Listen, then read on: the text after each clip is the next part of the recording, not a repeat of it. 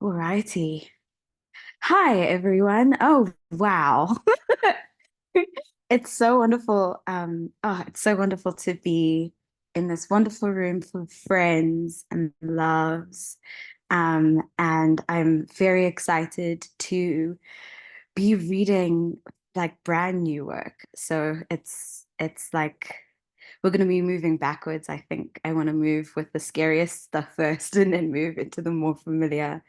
But so to speak, more familiar still in the gray space for me. I can feel, I was telling a friend earlier on today that I can feel um, a different skin on me. I feel very new these days, and I feel grown in a way that is both unsettling and deeply exciting. And I hope that the work reflects that. And it always feels good to give new work um, to hand over new work to hands that I know will appreciate them. It's so wonderful also to see Ed and Jacques in the room, because especially Ed was one of the first people to give me feedback on one of the first cluster poems that I did with Semana Santa. And I remember Ed giving me just really what was probably very little to give, just some feedback, but it's grounded me so deeply in the confidence of moving in new directions. So it's just beautiful to have you in the room, Ed. And Jacques, especially, it's so wonderful to also have you in the room because you were you wrote this very beautiful piece about the last poem, my rhythm poem, John the Bruise for Avbob for the poetry competition. And it was so wonderful to be seen by a fellow wordsmith and word maker. So yeah, hold my hand, everyone. We're moving through uncharted waters. It's going to be okay. I'm telling this to myself. um, I, yeah, okay, let's start with the newest sort of spot. I wrote a triptych um for my grandfather who passed. He was affectionately called Malume. He is the part of my family that is deeply connected to Zimbabwe, and I've been trying to figure out ways to think about Zimbabwe, and I landed on water. I've been thinking about rivers. So you're going to hear a lot of water in my work, especially in thinking about fluidity and gender, especially thinking about identity and the container of the body. It's been beautiful to think about water. So yeah, this is a triptych, but I'll read, I think, two poems instead of three because the third one is a bit difficult to read. It's like a weird formal little experiment. So this first one is called The River Changes Its Name. Okay, cool. Big breath for me. Whew. This story spills itself in river vowels and river sounds, endowed, and dripping. First as Mupfure, its source in the east, collecting sand at the cross, dressing itself in reeds, splitting the earth in wet curves. Watched for years by sandstone alone. Mupfure first named, flowing through Chegutu, another mining town between Harare and Bulawayo. Towns threaded by the railway, black pearls necklaced, intended for Queen Vicky. Let the blood be a bridge then, let the river flow backwards. Chegutu, Hartley, once named after Henry Hartley, an early explorer and hunter, white foam along Mupfure's riverbanks, salt-mouthed at the shimmer of gold, discovered in the giant ground, Mupfure watching river brow raised as settlers wet their wallets with nickel, discovered in Chegutu's guts after the ground was scythed of its mealies and cotton, after the second of the so-called world wars. Mupfure watching it all, as only a river could, flowing northward, draining itself, becoming Munyati, Sanyati sometimes, Umunyati in colony thick-tongued Rhodesian named New in the emptying.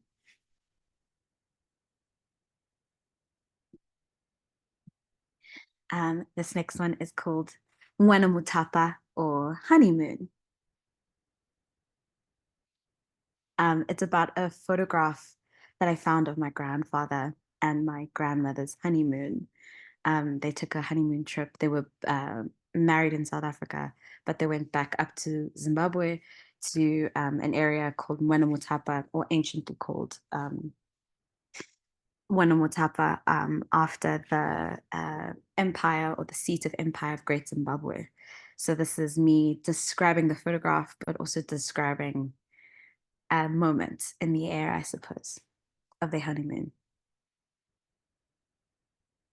In a black and white photograph abundant with babies, the happy couple poses, crowded out by foreheads glistening in unforgiving Rhodesian shadelessness. A young tree's branches, water thick and succulent, offer no shade to the bloodline pooled beneath and posing sun and shadow. Grandmother not yet stands, baby bouquet, ebony beehive peeking its way behind a flower. Grandfather not yet stands, trousers iron creased and crust at the ankles. A dapper suit, gripping a branch, his gaze elsewhere in the air. Cool. I think those are two that I'll start with. And then a straggler, since we're kind of still moving through images of the water, we're going to switch up a little bit to images of the mountain. I just came back from a really beautiful writers retreat in the Western Cape, at this beautiful retreat called Burle Retreat, which is community run and basically a really safe haven by their own description for people who want to change the world. It's really a gorgeous space with a river running through it and the mountain behind it. And I was there with about 18 other writers from all over Southern Africa. And we all had to come with a project that we were struggling with. And I came with this manuscript, this new book that I'm trying to write. But all throughout the time there, I was really drawn to this massive mountain. And it reminded me of a mountain I haven't seen yet in Lesotho called Thaba Bosiu, which is also called the Night Mountain, or translated as the Night Mountain. And this is a poem that I wrote as a way to encapsulate the experience, and also as a little snapshot in time of my feelings also. I'm in a whirlwind of change and love and loss. And it was so beautiful for Jacques to open up the floodgates with loss. So I think I'm going to talk a little bit more about that. But this is about the mountain, about the people that I was with, and about me, I suppose, and a very intense experience I just had. The epigraph is from King Lear. I've been reading a lot of Shakespeare lately. And maybe because I've been thinking about my father, King Lear has been a play that I've gravitated to. So the epigraph is from King Lear, and it's fortune, good night, smile once more, turn thy wheel. So yeah, this is Thaba Bosiu, or Modimo Nthusa, which means God help me. Down the gravel road carrying laughter. Rain cloud cotton swallows up the mountain, but we know it's there. The mountain called me to it. Cloudy agreement. We let silence fall on us as we look up. We feel something close to fear as the clouds curl their toes for us. The night mountain and the prayer road, the sharp pin of shame, our mud brown pigs. Just below my left shoulder, just wait, the current alive as the ungaze of the old gods. Something I could touch and greet with my fingers. My blood cloth in river water, the ghost and its shell, laugh at me. The curry grins.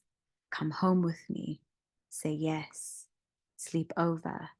Not before I've had a chance to dip my ankles in the current under the first of the three cascades, underneath an underworld fringed by fynbos and figs. A story of my parents' courtship teen touches me with its tongue. Skin-cut guavaness, my father picking my mother from a tree, sweet hearts and sweet meat, flesh, my darling, black lace again, leather harness and black silver sandwiched by terror and tits. The truth is, I want, I want, I want, I want.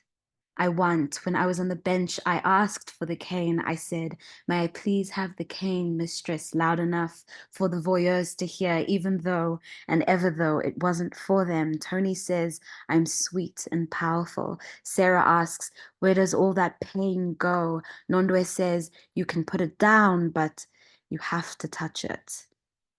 Bongani says, it's a heavy thing to carry when someone kills in your name. He's from Zimbabwe. The floor falls when we talk about blood. He takes great pains to speak carefully. The great gift of rain, the great gift of not knowing what I don't know. I spill my love and I obey. That's how this works. This is a form of devotion, discipline, and submission. I submit the poem. I submit to the poem. I swear I am a creature that bites, and I have his shirt in my fists and his tie on my door. I am a very good boy. I smoke the joint on the bridge, and I'm in the forest now, sweetheart. No, not there. Here.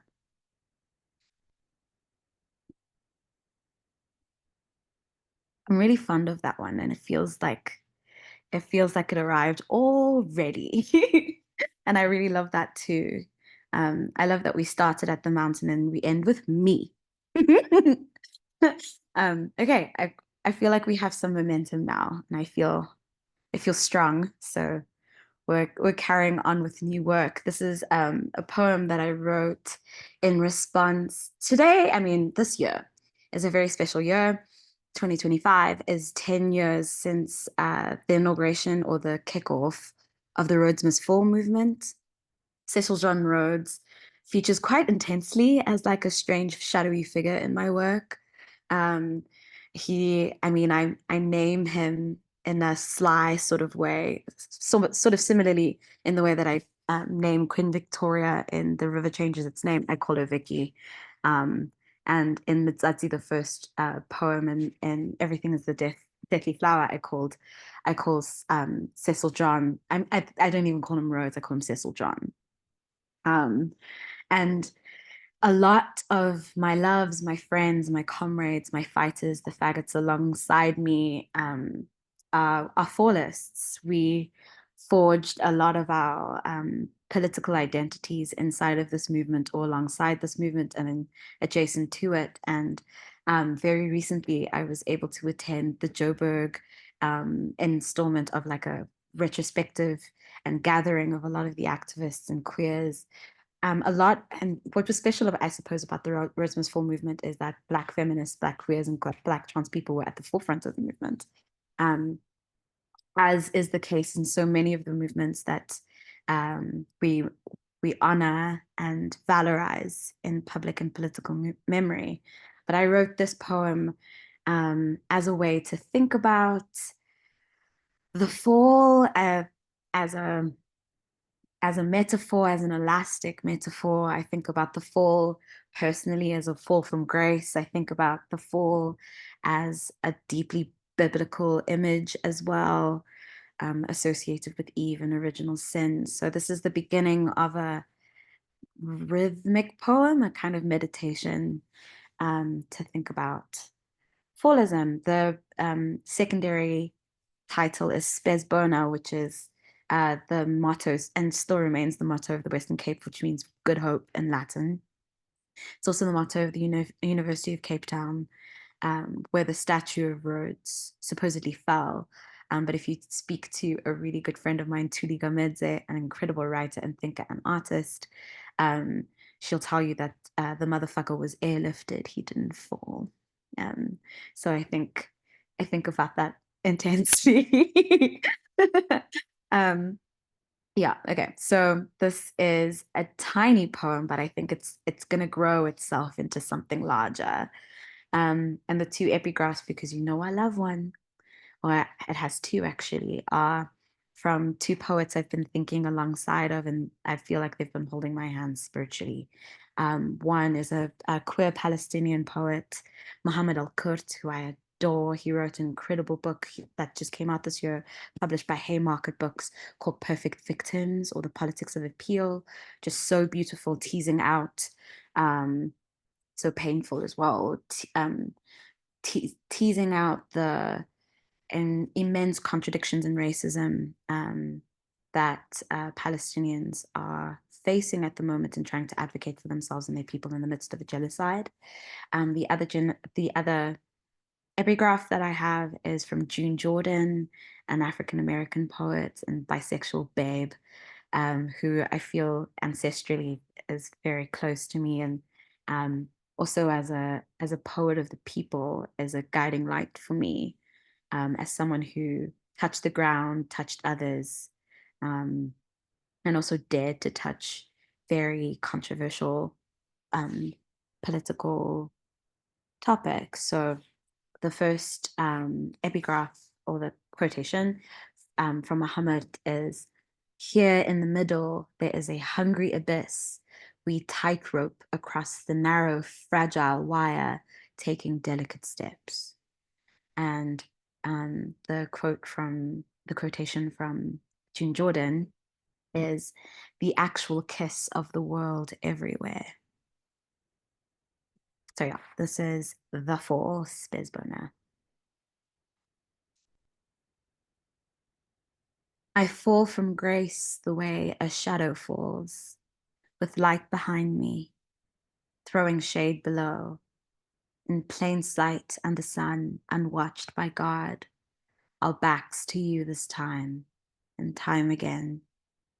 I fall in love the way empires fall, too slowly first, alive, and then too fast.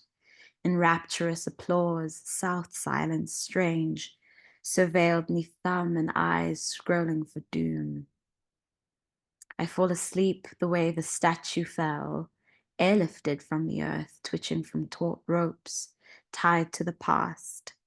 The future fuzzed underneath a twitch of fingers, starved for rest. I fall in place, the same way we all fell, for fascism, futures unmasking us, with miners underfoot, caught underground, and good hope rubble rising to be found.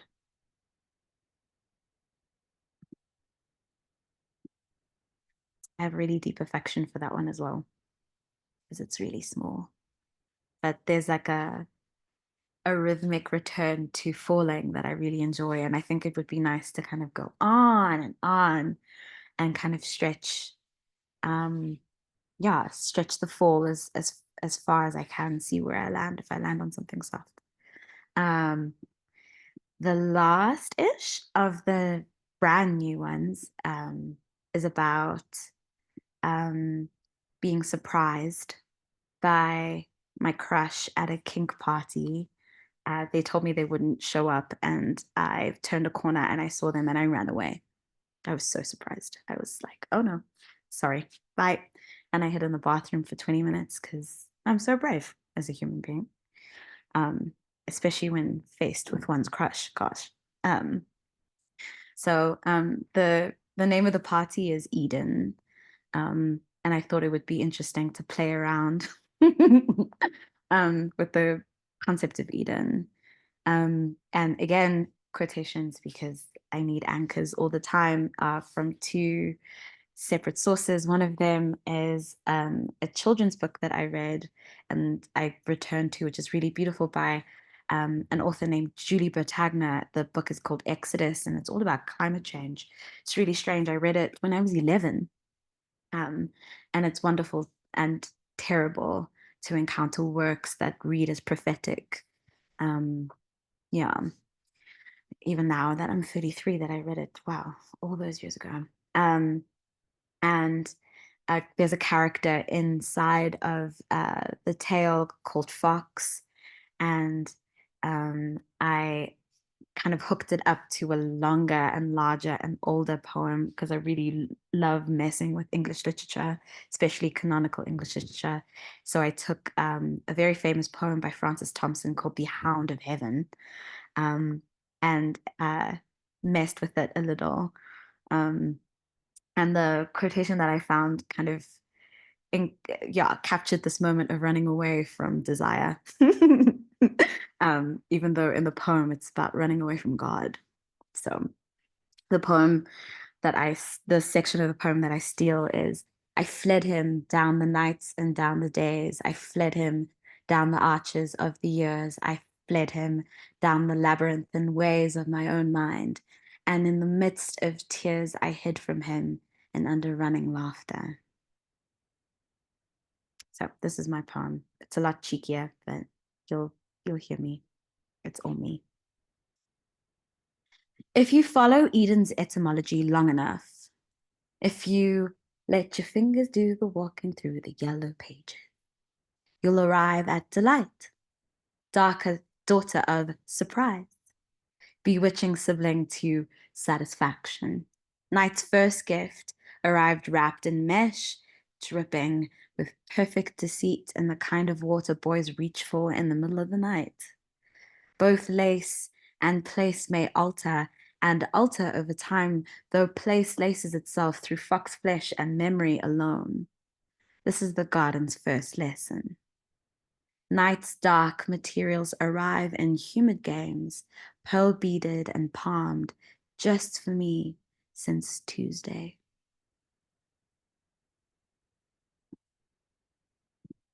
Okay, cool. I got through all of the new work without a huge glitch, so I feel really good about that. Now we can wade into more familiar territory or semi-familiar territory. Um, uh, this is the poem that I sent to Ed and Jacques and the wonderful collective about the day that I won my prize, my poetry prize. And it's named after Glenna Luschei. The poem is called Glenna the Bee. A fun poem. Yeah. And okay, cool. Glenna the Bee. About my desire, grant me the green light to be honest at least. The news found me in May, looped at the foot of the Mother Mountain. Cape Shimmer miraged the colony's glamour into Friday focus. When I told them, Ada honeyed me thrice. Nick and I clinked whiskey emojis and Noah loosed a praise song soaked in spirit back into the soil. Santu barked and Maru barked from that other place, but not yet. Mid-sentence, I thought about how Emily Dickinson said, fame is a bee with a sting and a wing. To be honest, I prefer my honey mouthed, passed from me to mine, only to triple thrisely to the next nectars. Yeah, I'm having fun now. Francis is saying, what's the name of that poet again? Francis is the name called Behind Heaven. Oh, hold on, let me tell you. Um, um, I will tell you now, and I'll even give you the whole epigraph in the chat because we are generous hosts. Here we go. Francis Thompson, The Hound of Heaven. Here we go. Cool. Um, this is also another short one that I really have a lot of affection for. My semi-mother, Makosazana Kaba, who's also just an incredible, incredible figure in Southern African literature, did this incredible, really brilliant series for the Johannesburg Review of Books, where she interviewed women and non-binary poets whose work she felt was overlooked or underread or underanalyzed. And she does these long form interviews, incredibly in-depth, very specific and detail-oriented, and somewhere in the middle of asking us these big, expansive questions in these interviews, she also asked us to write original poems based on prompts that she just felt she jumped out of her brilliant brain. So this poem, Post It from the Boy to the Bean, was yeah, inspired by a prompt that my Abba gave me. And she said, if you could think about the poetry landscape in 2075 or something, could you write a poem about women in poetry at this time? And I thought I'd be cheeky because, you know, I'm not a girl, though I look like one. And I thought it would be an interesting experiment to write myself a poem and leave it like a little time capsule. So when I thought about the only time capsule I would sort of respond to after however many years in the future, I really love post-its, and they're the only things they're all over my house too. Tiny reminders to eat and email someone or send an invoice. And I thought it would be beautiful to leave myself a post-it and write it just like that. So it's a short little poem called Post It from the Boy to the Bean. And it sounds a lot like me talking to me.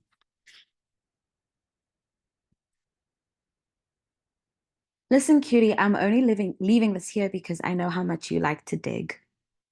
And nothing dusts up better than a poem left at time's Achilles. Listen, Zala, I'm low on space and the air burns and coughs its sun song now, but Mamela Bib, I have some seeds for you. For poem craft, unzip your given girl hoodie style. Put on whatever you want.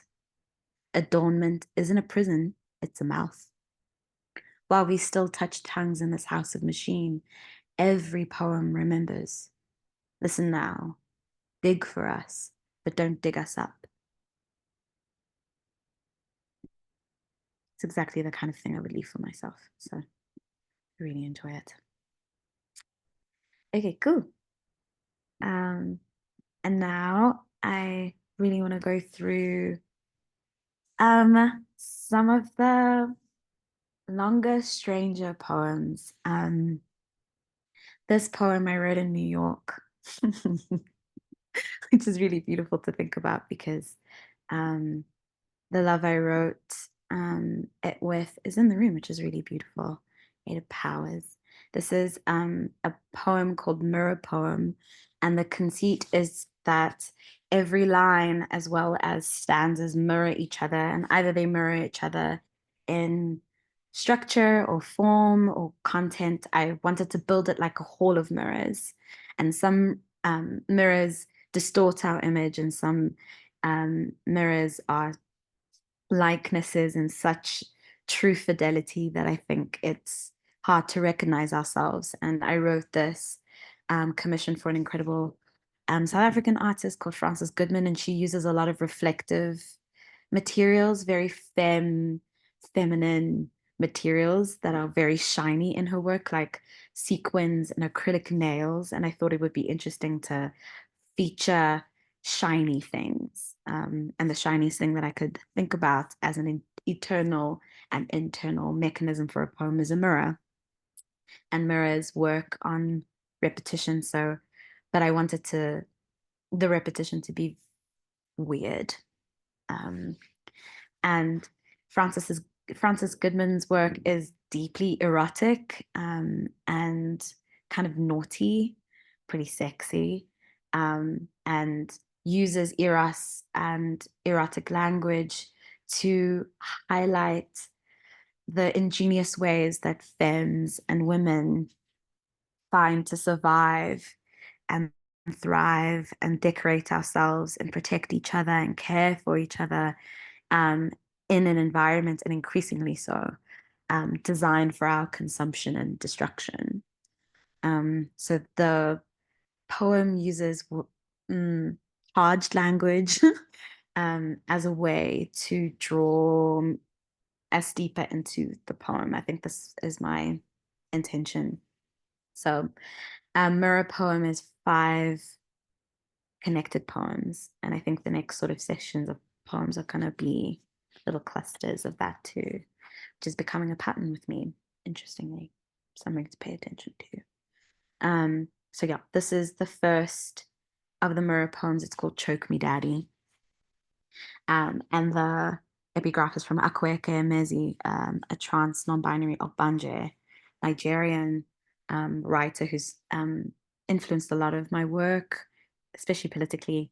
And this is from their collection, their memoir, Dear Senturan, which is a collection of letters addressed to people in their lives that they love. And this is from a letter called Dear Elosa. And the quotation is, bright heart loops a quick knot around doubt and strangles it. The poem begins. Both missing and founding fathers set the terms of this place. This is what I know. A death mask unhinged its jaw and gave us the men. The men gave their bricks to the pavement, death-jawed, betting surely on the blood color of black anger, knowing to twist our fury bloodly, scale glittered as the stars are surely, until we gave up that strange fruit-throated song. I can't breathe. I can't breathe. Can you breathe, babe? How are you breathing in this fucking air? Is the forked tongue still lapping up your skirt? The road forks up ahead either way. Doubt binds the heart with dull rope. Give me the noose's careful glitter instead. Blood, blooded and sparkling. Blood-soaked kisses are the sweetest, wouldn't you agree? All of us feathered things finally held in the maw of the scaly systemic, death-jawed, sweetheart, open your beak for the question now. Are you starting to remember? Second one's called Good Boy, My Girl. Cinnamon-crusted sugar smile on her. Fresh fruit in the book bowl, an offering from the islands. Jillian sings to me and the sky opens. Our laughter so honey-soaked the table collapses, weak at the knees. Island fruit spilling all over the balcony, soft tumbling as the story you make of me true out your mouth. I point the lens at you, watch you mime, I love you, in the air, just so I can post it on my Instagram, an unsegmented story, already pinning a song to your smile. My mirror makes more of you in all your many-minded magic. You string my fear up by its feet, hanging him, stem skyward like a dried-out bouquet. The third one's called More, More, More. Draw me a line from that photo of Diana Ross eating a rib in Alabama, the one in the Morgan Parker poem, to that clip of Nkuli hip swaying Venus as a babe, cat-eyed in a Kangol sporty crop top and sucking all of the eyes in the room toward her like a bone. The streets are heaving under the weight and the weight of red and yellow roses, dead girls, blue gemmed and gleaming, singing throat songs from the street. This line is sinew-soaked in lip gloss. Wrap me in it then, bind me.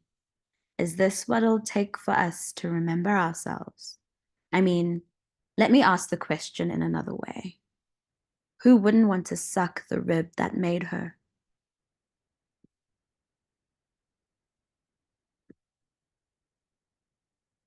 This one's called Mommy, Sorry, Mommy, which is named after a lesbian meme on TikTok of cuties seeing a babe that they really are attracted to and screaming, Mommy, oh, sorry, Mommy. So the poem's called Mommy, Sorry, Mommy. And the epigraph is from a poet that I was really lucky to work with from Sudan, a Sudanese American poet called Safia El-Hio. And the epigraph is from, the quotation is from a book that she wrote called Girls That Never Die. And the quote is, my mother is almost my mother now, darker color of the noontime sun.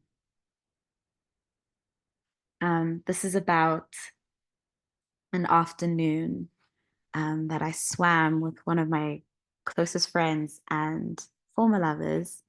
Um, and it was very soon. We hadn't seen each other in years, and we went swimming. And they had just had top surgery, and it was the first time that they um, let their scars were safe enough to touch the water. And we let the water carry us, though it was complicated for us to be together. Um, so yeah, this is Mommy, Sorry, Mommy. Under the surface of the green water, I begin to remember my handlessness, all limb instead, my scales gleaming darkly, ancient again. Kay and I swim instead of speaking. Every man in me submits to the authority of the land and the authority of the water. Each guardian makes way for mother, utopic compromise. I don't feel my brown, brass-belled chest in the water. My mass suspended for me. Floating, I let myself dream about the knife, the one that visits our dreams and whispers its edge-doubled song. Let me cut you, baby. Aren't you a boy? Dark fins underwater swaying in response. No, mama, but I am asking for it.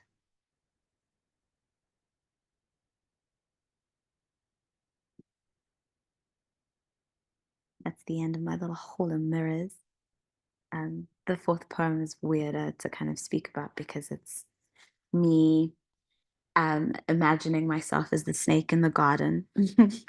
um, but it's better to see on the page, so I'll let you see that soon. Um, and then this group of poems that I love so much, called Semana Santa, um, named after the Holy Week in Easter. I've been thinking a lot about God. I've been thinking a lot in very Catholic shapes. I think because I've been thinking about my father. My father's side of the family is where I receive all the beautiful, kinky, gay Catholic imagery of confession, pain, guilt, absolution, and submission. And then the my mother's side of the family, all Jehovah's Witnesses. So that's where I receive a lot of the deeply authoritarian, uh, stern Papa voice, Jehovah voiced um, tones to my poetry. I suppose the mountain stuff comes in that side, and yeah, trickles in. And this group of poems I wrote scattered all over the place, and it's beautiful in the sense that poetry has a weird way of being deeply prophetic. They are all spells poems, and I should not be surprised as I am often as I am, but they are spells, these poems, and they keep showing me their faces as they age and as I age. I published my first book when I was 27 years old. I'm 33 now, and it's beautiful to feel the thickness of all of that time and still feel like a fool and still feel like a beginner. And um, this group of poems feels like the beginning of something that's now tumbled into a gorgeous snowball that feels a bit unstoppable in myself. I don't know where it's going, but I guess I'm along for the ride. Um, so yeah, these are poems that you've heard before, but I love them so much. I'm going to go all the way through them because I love them a lot. The first one that opens up the series is called Midheaven Paternoster. And it opens from with a verse from the Bible, from the kinkiest book in the Bible, in my opinion, Song of Songs or Songs of Solomon. It's a very sexy book of the Bible if you really read it. It's steamy, but also deeply romantic, and full of poetry. And there's a section that reminds me of where I grew up in the East Rand of Johannesburg, which is rimmed by mines, mining and miners, and mining as a image features very deeply in my work. And I go back to mountains and mining a lot. But this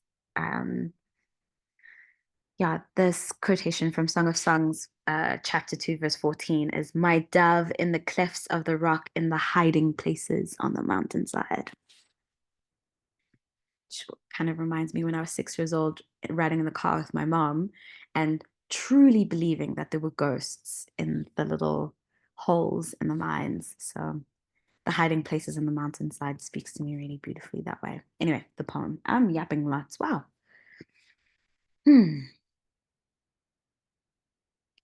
Let a good story begin with palms. Double thundered in meeting, double folded in tween greeting again. Let the buds whisper, here again.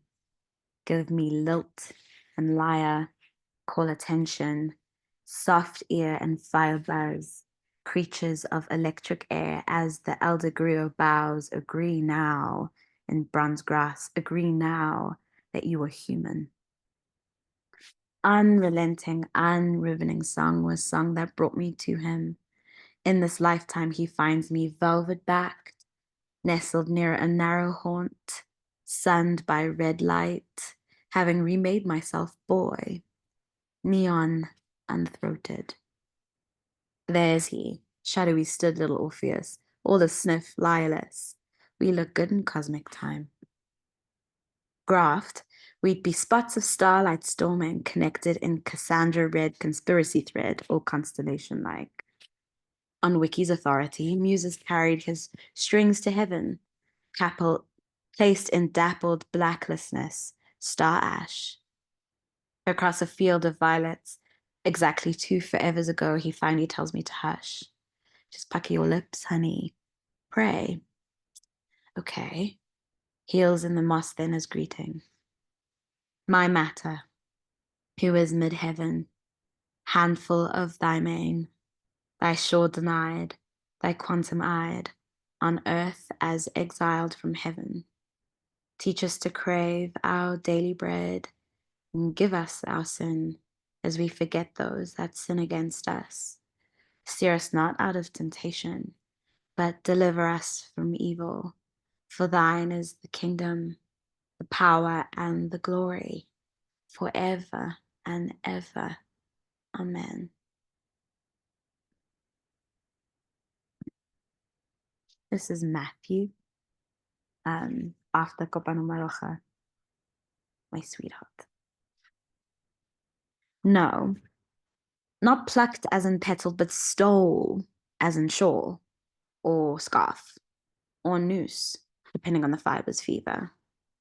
Anxiety and adjustment and disorder unwrap the chappie's wrapper, yellow and blue and red and black, unwrap the old South African flag, orange and white and blue and black. Did you know a tower struck by lightning is both epiphany and disaster? No, I hit my knots beginning somewhere in a confession booth in Bedford View, babe.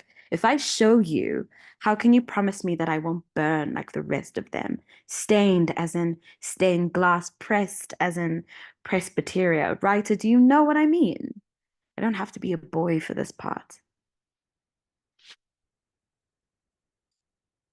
Mark, the flood. And the quotations from Genesis chapter 6, verse 17. And behold, even I do bring a flood of waters upon the earth. It's that flood, exactly that flood. And I flip it on its head. My fucking boots on the snow, my toes are freezing. We're both arrowed by desire, though, double curl of a stubborn ram. While moving in night's dead hours, S has it in his head to walk to the ocean. We don't make it far, comet at the parking lot by an ungovernable kiss. He opens for me, gilled, fanned. I don't bother to pick at the fine bones. I'm too busy watching him gulp at the terrifying light, spilling. I'm too busy. So when the cops arrive, will understand me unaware. Miss, come with me, mister. Stay with my partner here, please, sir. Stay here. Identification, please. Do you even identify as a, do you know why I pulled you aside? Do you know why? I don't know anything, babe. I'm in my Socratic era. Somewhere over his shoulder, the word solicitation floats out of his partner's mouth. Behold, babe, even I do bring a flood of waters upon the earth. Something of the hex makes it to my face, a deadly mistake, as it dawns on him. We got this one wrong, ma'am. Sir, what you have to understand is the next one's Luke the Bone. Kind of picks up from where that one left off, but is about the day I announced to my mother that I was engaged. And she ran and she locked herself in the bathroom for 25 minutes. It's a tough day. Luke the Bone. Over here, Mama made oxtail, gelatinous, gleaming, sucked at the bone. Dimpled white dumplings stewing. The day the topaz arrived, a very simple sequence unfolded now that I think about it. The ring, her face falling, the question, her rush and running, the silence, the suck and sigh, the sister, Jehovah watching, the river, the false rain, the silence, the empty plate, the veiling, Judas again, my silver, spoon scooping up the sea, the ache as echo, some brown skin, the silence, Mugabe, the wretched earth, Malume, a body in blankets, in love. And did you know, yellow and red and blue and black? What you have to understand is, I fell. What you have to understand is, this has been difficult for everyone. And the last of the sequence, John, the bruise, that Jacques wrote so beautifully about. Thank you, Jacques. Okay, cool. John, the bruise.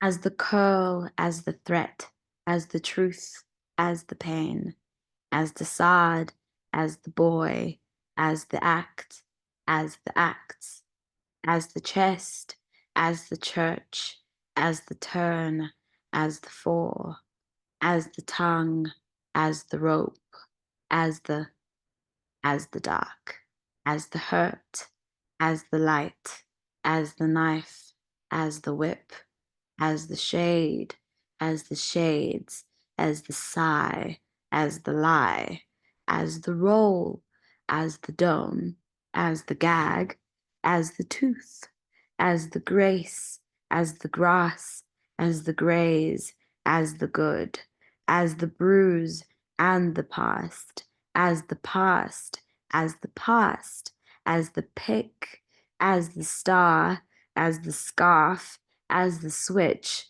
as the scar, as the strike, as the shock, as the care, as the bind, as the shame, as the shame, as the same.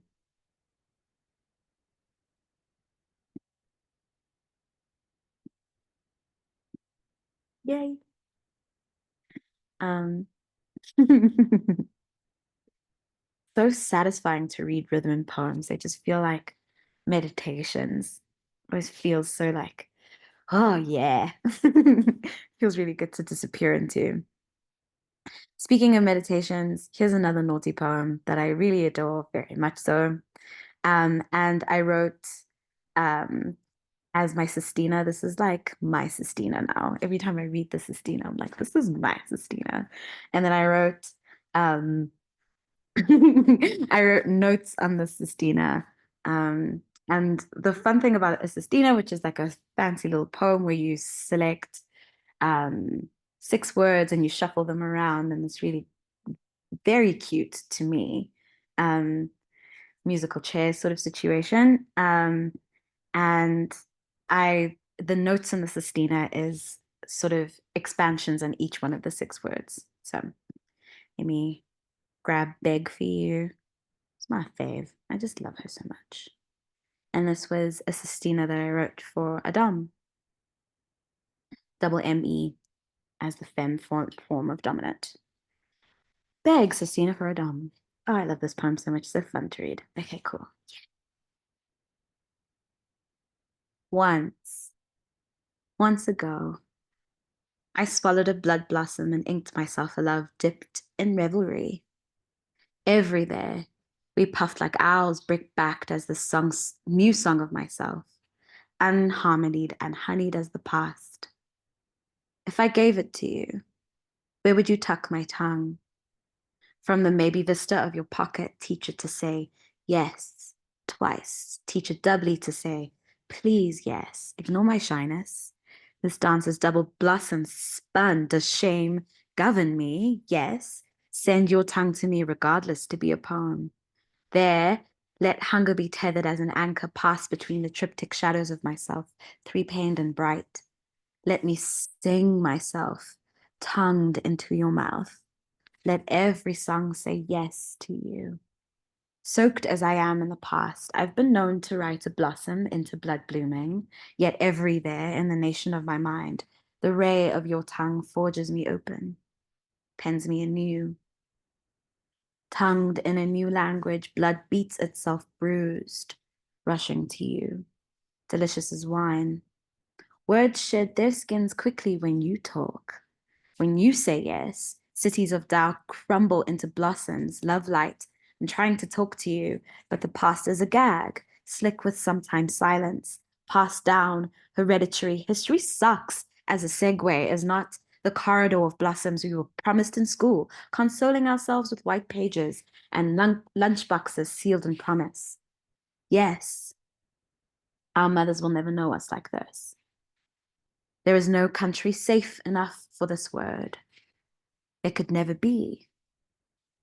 Who could ever defend the border of the past?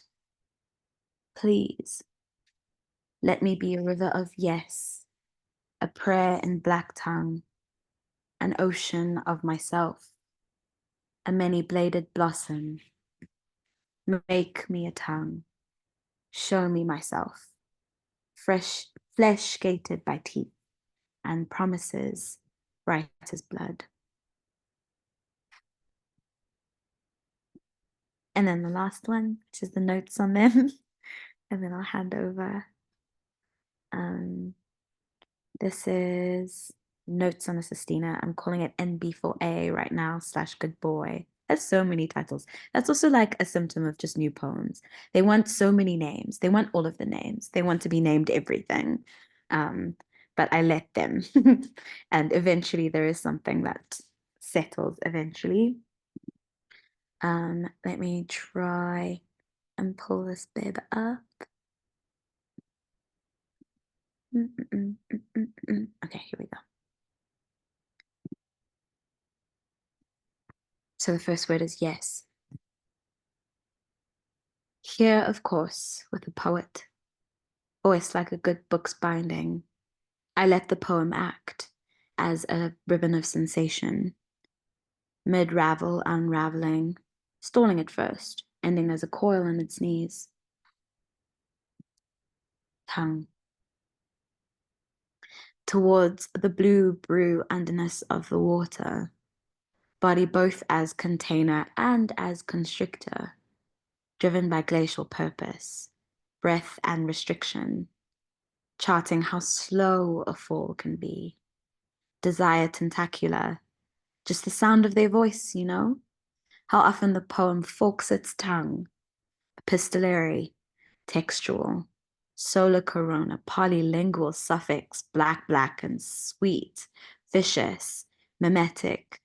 One night, without me, the mouth asks, Mister, have you been suspended within fantasy like a heavy bell?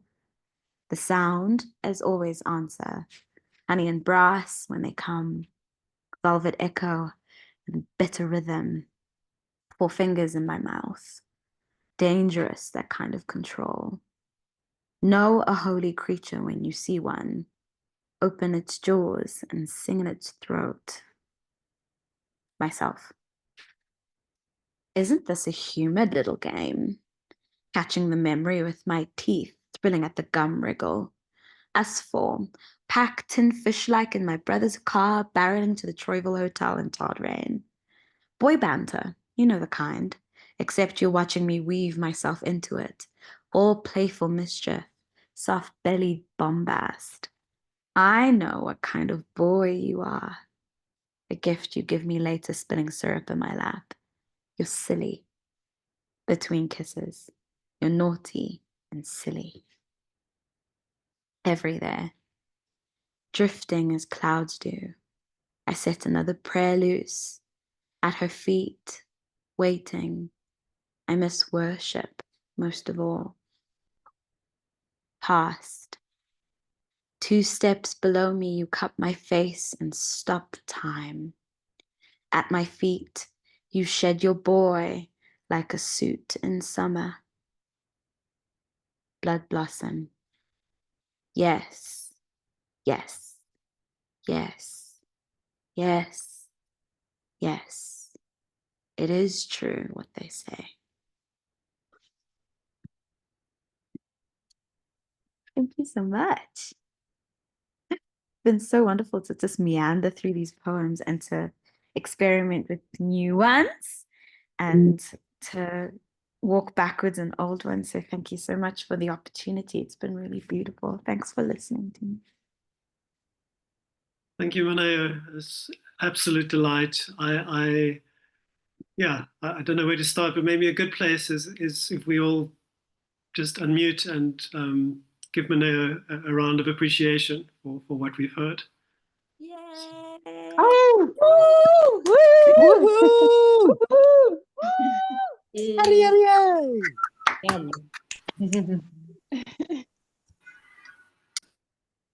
Thank you, Maneo. I mean, always layered, always thought-provoking, always playful, deeply evocative. These are things that were going through my head, often provocative and erotic. And I have a half-formed question in my head, but I'm going to open the floor to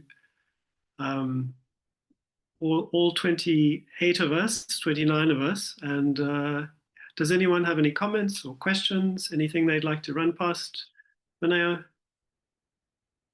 Now's the time. I love questions, so please, oh my Okay. gosh. And I need them to figure out the process, please, Lord Jesus, God. Well, Jacques, your hand is up. Maneo. I thought this might happen. I just love the way that you balance so many things, that you balance desire and lust and violence, and even it seems to me that you say to us that our work is to balance these things even if we do get fucked up in the process. And so my question is, what is the thing that above all you want to provoke in your readers? What? Such a beautiful question. Yeah. Oh, yeah. When I think about what my favorite poets do for me, it's both this feeling of just radical acceptance of even the shadowiest parts of myself by bringing these often overlooked, deeply complicated, knotted ways of embodying a body and being in the world. It encountering a poem that does that kind of work lands, especially on someone like me, like permission. It just is like, oh, I can also exist in these ways. And perhaps I do exist in these ways. And one thing that I do want to give and profusely sort of embody and just effusively give off is the permission to be and the permission to feel and the deep curiosity to kind of reach into oneself and say, ooh, this is weird and makes me feel weird. I don't know what this is. Let's bring it up to the light and look at it instead of shying away from it. And so often, at least in my own body, eros exists so closely to shadowy aspects like, yeah, degradation, invisibility, submission, violence, all of these, a desire to be small and large, a desire to be seen and clean, a desire to be unclean and accepted in my uncleanliness, everything. And I think the erotic pulse at the corner of everything that I do and that I'm increasingly leaning into is that spark that so often starts in the body. And I think Eros being so much about both being inside of the body and wanting to connect and be touched by other bodies is so beautiful. So yeah, I want you to feel. I think I just want you to feel it. And to have permission to feel it, especially if it's gnarly, especially if it scares you. Yeah. That's a gorgeous answer. I'm gonna listen to this reading again. I would listen to this reading again just to hear you say that again. That's amazing. Thank you. Thank you for the question, Jacques. I have a question, but technology is not my mother's tongue, so I don't know how to raise my hand. I don't know. I know where the things are, but I guess I'm thinking about, the process, particularly about writing about let me turn on my video, your grandfather, right? Writing about your grandfather who's passed, and also the imagery of water. And you mentioned Mother Tony as well at some point. And I'm thinking particularly about when she is writing Beloved and that process where she talks about Beloved coming out of the water, right? And I'm thinking also about water as like sacred, particularly to the people of Indau, like being water spirits, right? And also dreams. So this is a question that's also like a thought that's still forming. But I'm wondering, particularly when you write about the dead, is there like the process of writing about the dead, is it removed? Do they come to you in their dreams? Do they utter the first word in the poem? Like, what does the research and the process look like? And I'm also thinking about like research, not just in terms of like flat paper, right? And I think for us and Indigenous people and Black people, research can live in a multitude of worlds and different kinds of languages. So particularly in that process and when trying to access them, like, what does that look like? What does it feel like? How do you move through it? Who speaks first? Yeah. Does that make sense? Yeah. As fuck. It makes so much sense. It makes so much sense.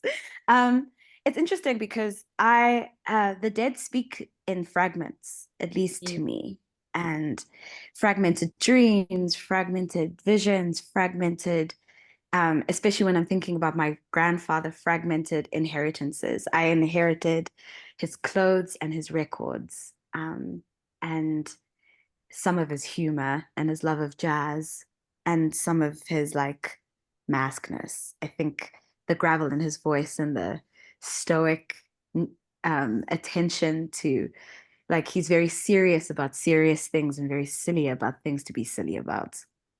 So when I first knew that I wanted to write about him, I had a dream about a boy running alongside a river, and I thought it was me. I first thought that the boy was me.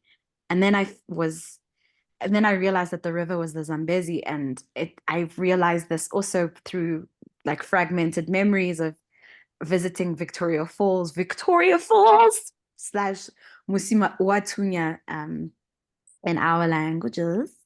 And I thought about, just all of that crunchy history. And that image of a boy running alongside a river was just so vivid. And it is the first image in now this book, this manuscript is like a boy running. And in slicing across time, I'm also thinking about, yeah, like how do I write as the river witnessing my grandfather? But why I use words like grandfather, not yet, grandmother, not yet, is because in the poem at this time, I'm encountering them when they aren't my grandparents yet. To remember that before I met this man, he had a boyhood before me. And it's strange to think about Malume now, who's no longer with me, as a boy. It's like, I think there's also something about death that flattens a life and opens a life up too. So I patted a lot. Like I was talking a lot. I was burning a lot of mpepo. I was giving a lot of brandy. I have an altar in my house just to try and appeal on both sides of the veil to think about the dead as collaborators. Uhuru Palafala, an incredible poet who wrote Mine, Mine, Mine, speaks and writes about this more formally, about the dead as how do you cite the dead? I think she's more, she speaks deeply about a Bantu cosmology that cuts across time. But to answer your question, I'm still trying to figure it out because my dead are chatty and I'm still trying to figure out ways of talking to them.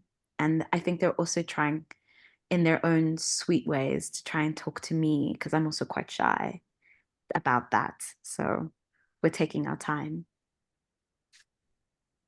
Okay, thank you. Anytime, y'all. Thanks. Thanks.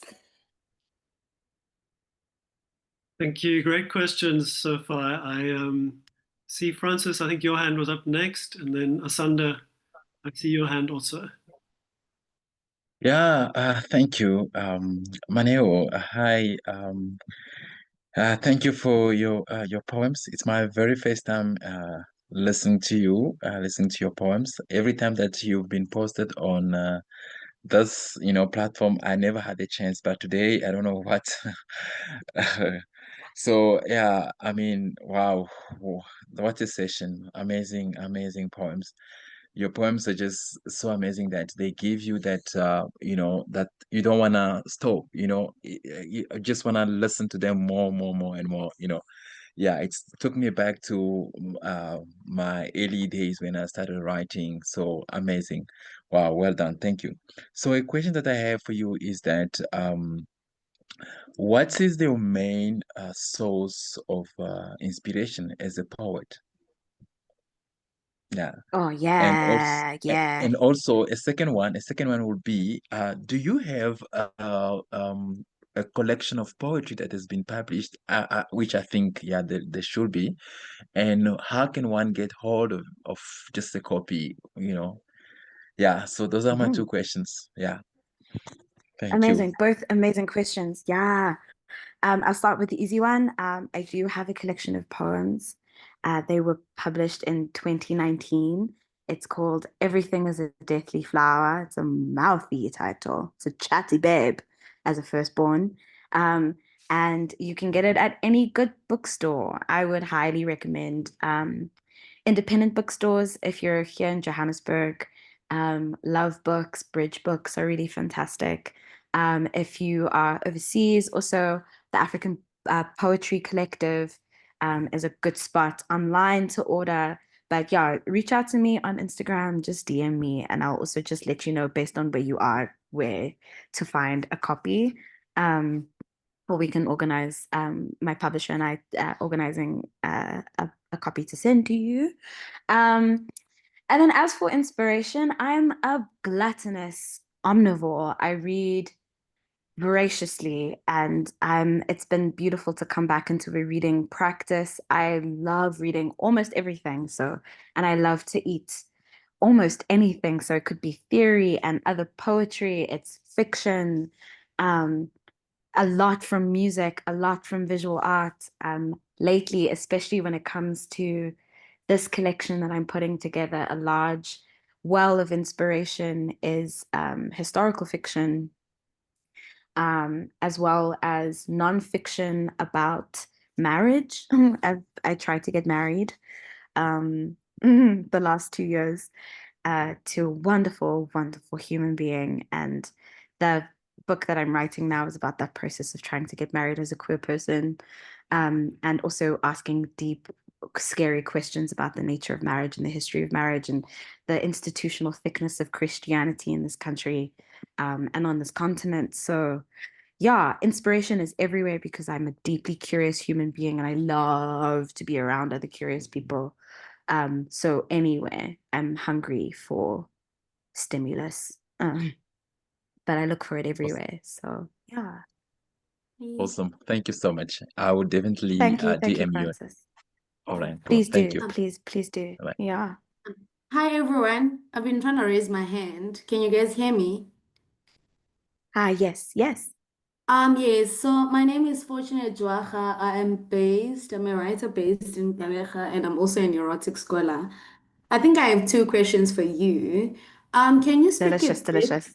yes, can you speak a bit about um the like difference between like reading poetry and also writing poetry? And how do you like think about that in your work? Because as we know, sometimes when we read, the text can feel very alive and in its potency, and then sometimes you go into like the book itself and then it doesn't like sort of match that performance. So how do you in your work navigate performative poetry and actual very alive textual process of the poetry? And the second question is around the erotic.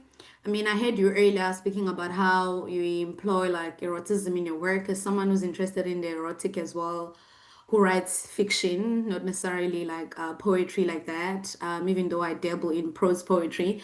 How do you navigate the sexual representation in text? Because remember, like the erotic, as much as can exist from the body, however, it's still a very like a political contentious space or site to explore. If we think like the pornographic imagination and how it functions as a colonial gaze of how we think about sex. So how do you navigate not portraying sex as something that is from a feeling point of view, but sometimes as a queer body or a black woman or a straight white man or black man, those erotic spaces can mean so many things politically. So how do you navigate basically the sexual representation in text and those Yeah. slippery? Yeah. Oh gosh. Okay. Amazing.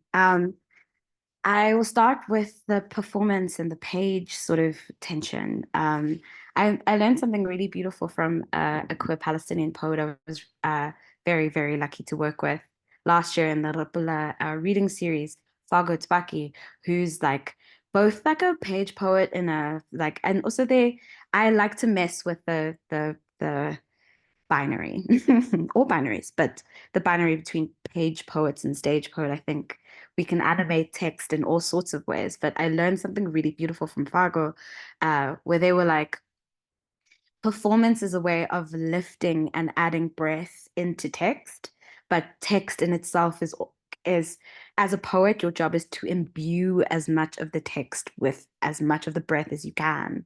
And I like to do that in negative space. I like to do that formally on the page. I like to mess with like where you find the poem on the page. I also like to mess with grammar, something that's also become quite formalistically recognizable in my work as the double dash, the double slash.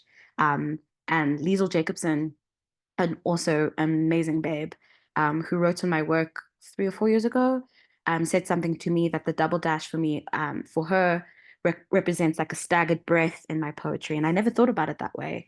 I didn't write it that way, but now I've kind of embodied it from the way that she gave it back to me, being like, oh, maybe it is a staggered breath. It's really beautiful. So sometimes I use it like that. But it differs depending on who the poet is and the relationship to performance. I think I'm broadening and deepening my relationship to performance. And I have a very particular way of speaking and writing, and you'll hear that. If I read it, it'll sound like me. And I write it in such a way that you can hear me off the page too. But I really love it when you bring yourself and pour yourself into the poem. A poem should, at least in myself, the way that I write it, be elastic enough to zip in and zip out of the speaker of the poem and the writer of the poem. I like to mess with that and the boundaries of that and borders of that. As for eros and coloniality, gaze, what a meaty question, but a way that I think about eros all the time, and I think eros and sex are different for me and exist in different realms for me.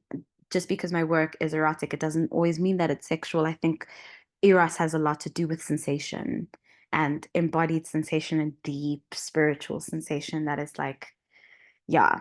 And the pornographic, I mean, Audre Lorde is deeply instructive in this when I think about her work or about like the erotic as power. But one way that or like the pressure test that I give myself, especially when it comes to erotic poems and when I want to ask about safety, protection, disclosure, vulnerability, is to ask, how is power functioning in this poem? Both my, excuse me, both my sovereign power, like my agency as a human body with like a human being with a body, but also eros a lot of the time is about power. And the most powerful poems and the most erotic poems for me are the ones that place my power, my own power, at the center of them, as well as the power of the people that I play with. Yeah, I don't know if that's I could talk about eros all of the time, especially as such a meaty question when it comes to eros and race and eros and gender. But yeah, so much of I feel my power of just stepping into the space is just declaring I am a Black person who thinks and acts and feels and touches and likes to be touched in these ways. And the politics sort of fold themselves onto that. And the only control I feel that I have over that is the shape and the breath that I can breathe into the conversation. But everything else is so outside of my control. And it's healthy in certain ways to be reminded of what is mine and what is not mine. Yeah. I don't know if that answers. I hope it does. But we can talk about this all the time. You can always like ask me and we can talk some more. I'll always give you texts to ground you in some of this thinking, because there are always writers that have articulated this in more, yeah, lucid ways than I could. Part of my work as a poet also is to like muddy the waters. And part of the ways that I also protect myself is to place enough of a barrier between what I'm saying and who I am. I'm not always telling the truth as a poet, because also there is no singular truth, but I play with the truth in the same way as I play in other ways. I hope that makes sense too.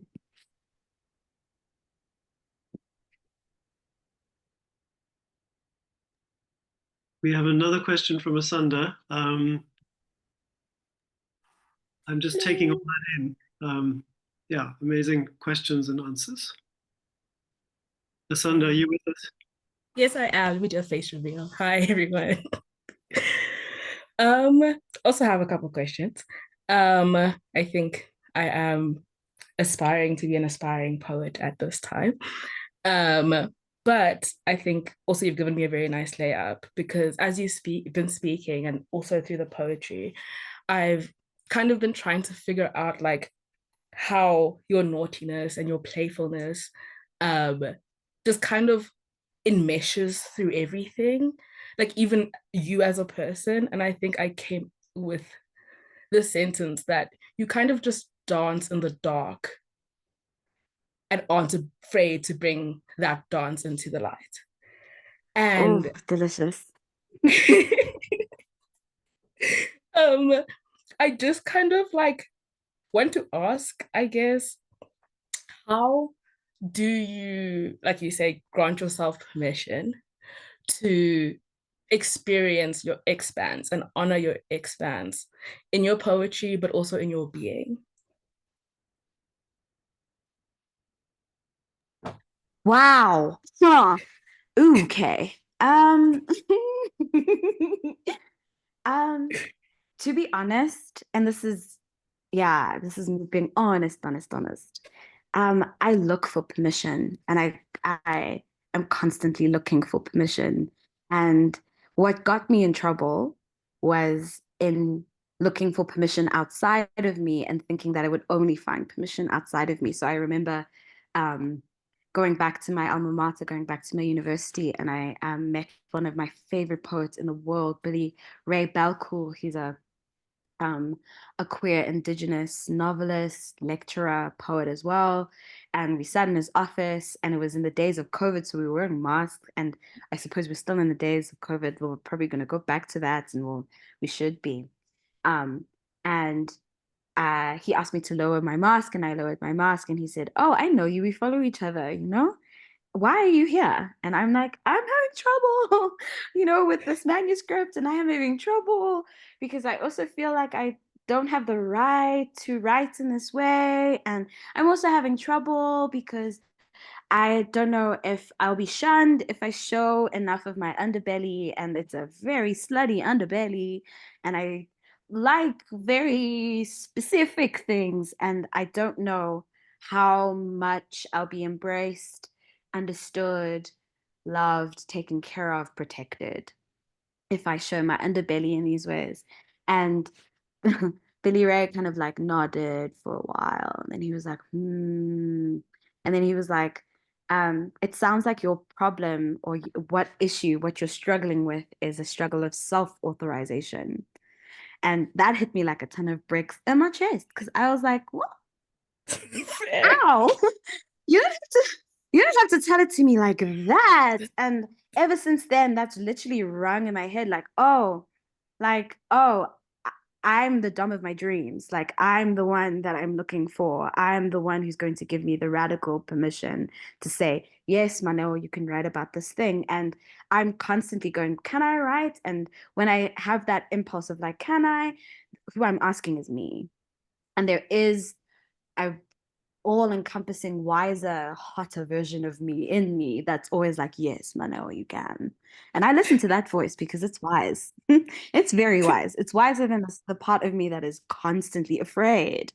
So yeah, I have big, long conversations with myself, sometimes that take months to kind of conclude. And it takes me months to sit down and write a risky poem, in the same way as it's like you need to psych yourself up to send a risky text, like for real.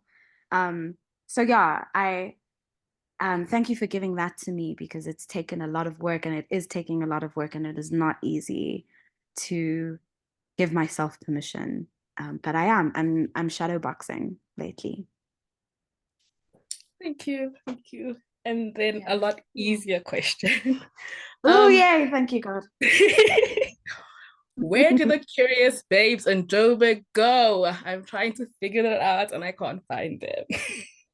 Okay, DM me. Let's go. Babes, Yeah, don't worry. Okay, reach out to me on IG and we'll talk from there. Because thank you. I'll always point you or nudge you in the right direction. There's Thank you very much. Such a beautiful community. So yeah, we must share. Thank you. Yeah. Thank you, Asanda. Thank you, Maneo.